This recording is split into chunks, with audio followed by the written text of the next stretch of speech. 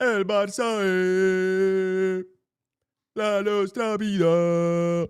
Hello, everyone, and welcome to Barca News. It is April 11th, 2026. My name is Mo, and welcome to the post-match live analysis, where today we're going to be talking about Barcelona's incredibly important victory against Espanyol at the Spotify Camp Nou 4-1 with goals of Ferran Torres, who scored a double, with goals of Lamine Yamal and also Marcus Rashford. An incredibly important victory, not because we defeated Espanyol, because as much as they like to think of us as their arch rivals, we're not really rivals.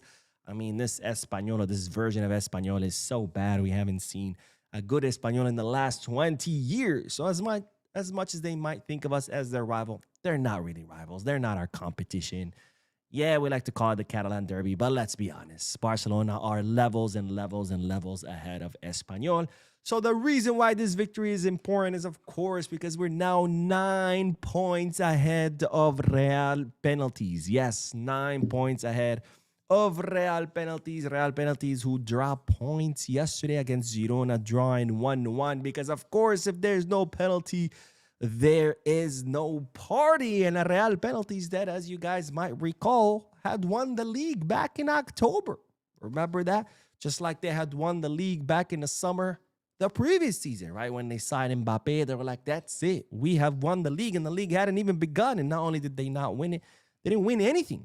And then this summer, they go splash so much money in the market. They sign Alvaro Carreras, Huijsen, Arnold, Alexander, Trent, whatever. He has like 3 fucking first names. I don't even care. They go splash hundreds of millions of euros. They make all these signings. They beat us in El Clasico against, with a team that had so many injuries. And all of a sudden, they had won the league. Now, fast forward 6 months later, and we are 9 points clear of Real penalties. An incredibly important victory. Let's not forget, there's only 7 matches left in La Liga. There's only 21 points left to fight for or to play for. So with this victory, Barcelona take an incredibly huge step towards securing the league title. It's not over because, again, there's still 21 points left. But at this point, it becomes incredibly difficult for Real Madrid to win the league, unless, of course, some disaster happens and Barcelona go on a very long streak of losing matches. Now, not only mathematically speaking, this victory is very important because 9 points ahead of Real penalties at this stage of La Liga is a big difference, but it's also a very important victory psychologically speaking, because Real Madrid players right now, they're probably watching this game. They're thinking, they're 9 points ahead of us, and we have a World Cup in the summer. So the likelihood of Real Madrid players actually going the extra mile, playing every single match from here until the end of the season with 200% intensity is very low.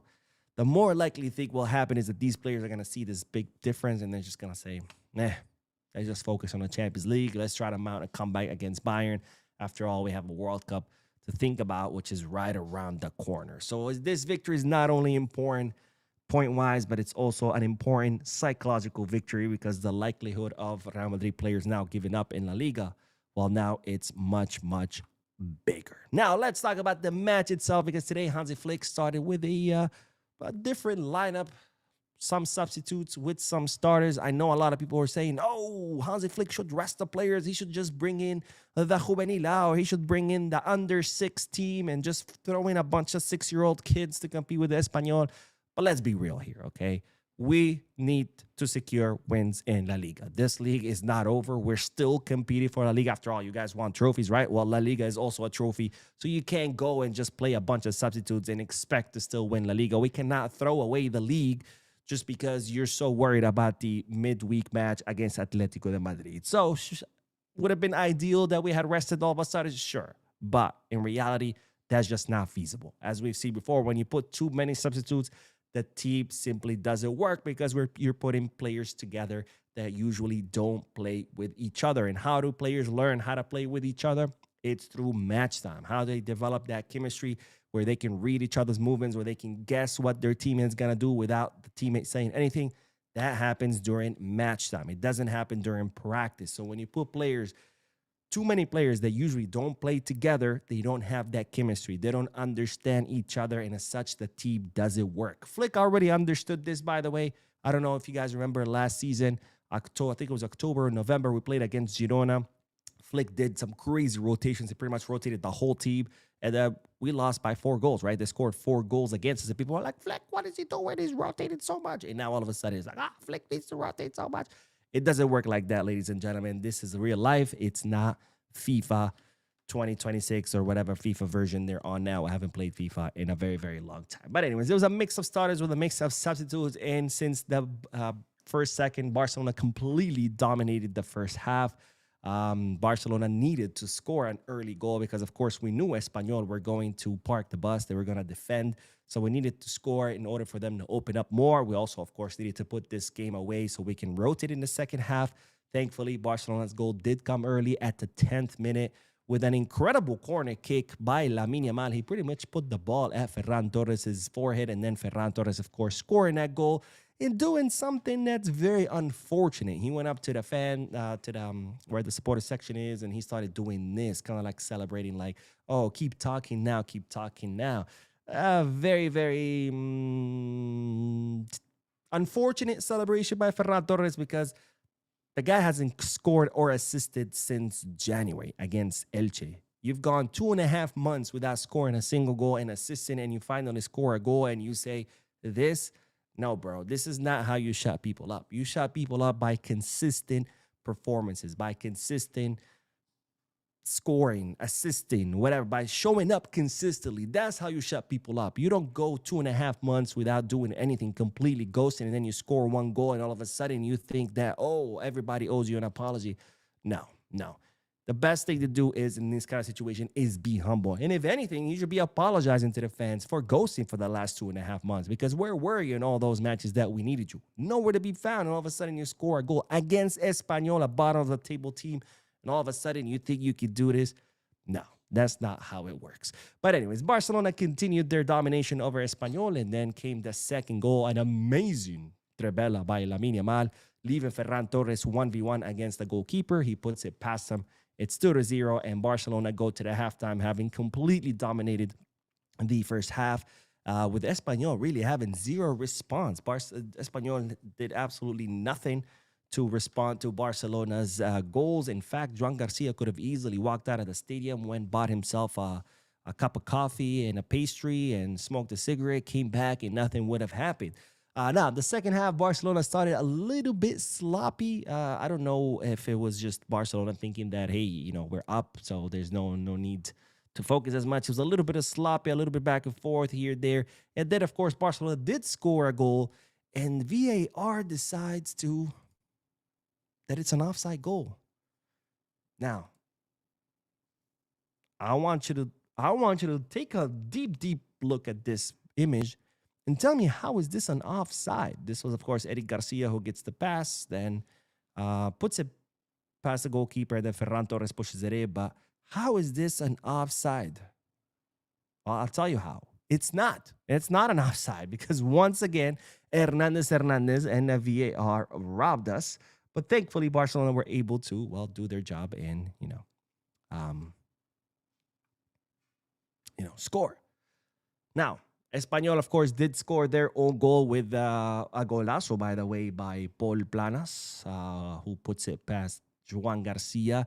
And then from there, it got a little bit messy where it seemed like Espanyol's goal was a little bit closer than Barcelona. But thankfully, a blitz in the final minutes saw a Marc Casado put an incredible through pass for Lamine Yamal, who controlled the ball past Dimitrovic, scoring. And then, of course, Frankie de Jong making a comeback after being injured for 5 weeks.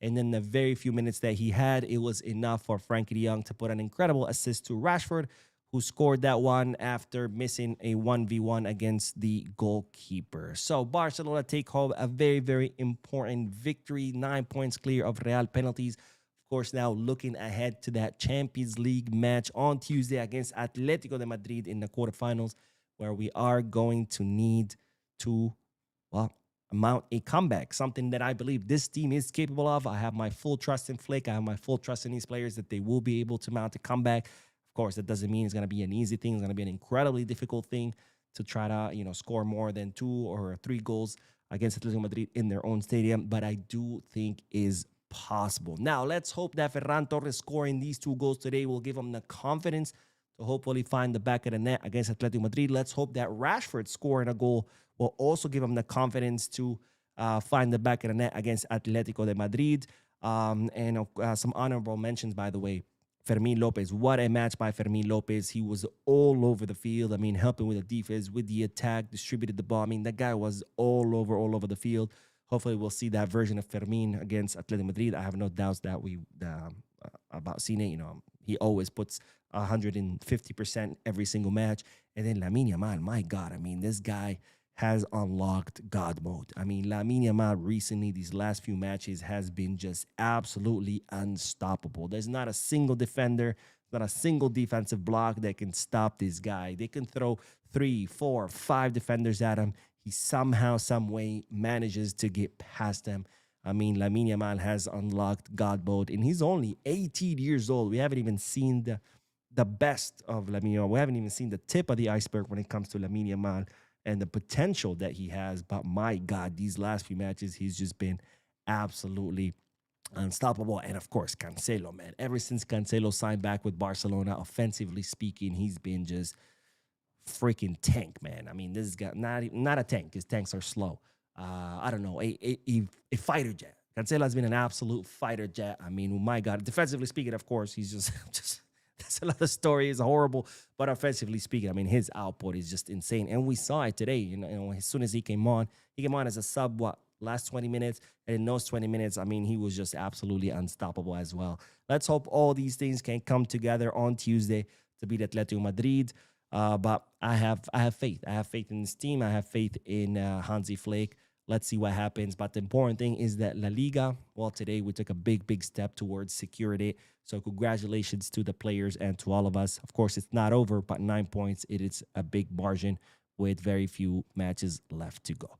Anyways, that is all I got to say. I got to go. I got somewhere to be. I got a reservation I got to make. So I just wanted to come here real quick, talk about the match. I did do the watch along. So thank you to for those of you who came and watched the match with me. But I do have to go. I'm sorry I can't read you guys' comments, but I'll definitely read the comments that you leave afterwards because I gotta be somewhere. Anyways, don't forget to hit the like button, subscribe to the channel, drop a comment, and as always, be scarce.